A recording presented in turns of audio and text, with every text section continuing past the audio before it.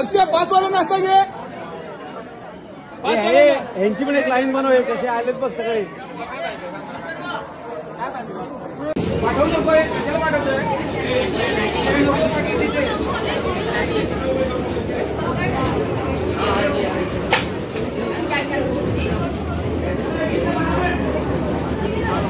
विश्वविक्रमी महिला वनिता पथक असं आपण त्यांचा उल्लेख करूया. आपल्या इथे पाहुण्यांचं निमंत्रण स्वीकारून आरतीसाठी आलेले आहेत.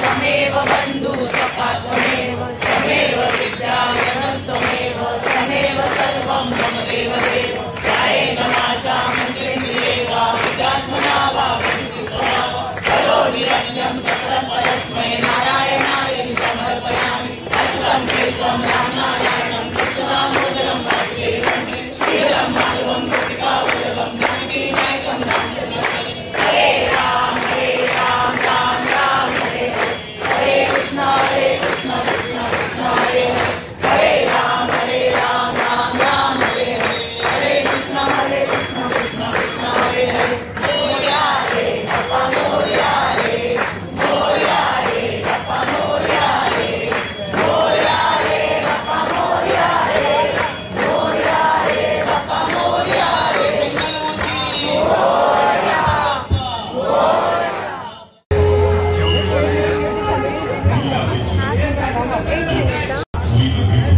मार्गक्रमण करत आहे.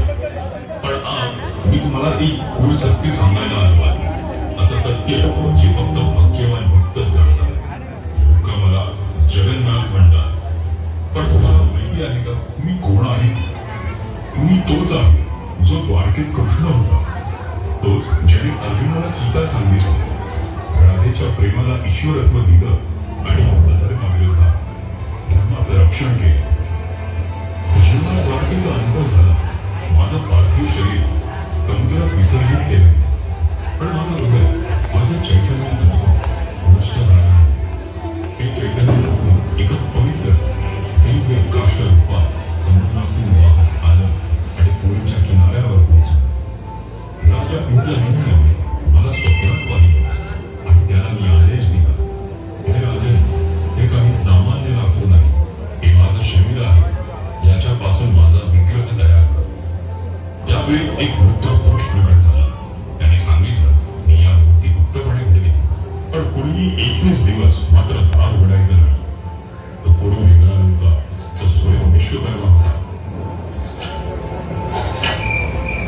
15व्या दिवशी मूर्ती बनण्याचा आवाज न आल्याने मूर्तीच्या राणी अस्वस्थ झाल्या आणि दार उघडण्यात आले. तेव्हा आकाशवाणी झाली, हेच माझं विराट स्वरूप आहे, हेच माझे जगन्नाथ रूप आहे.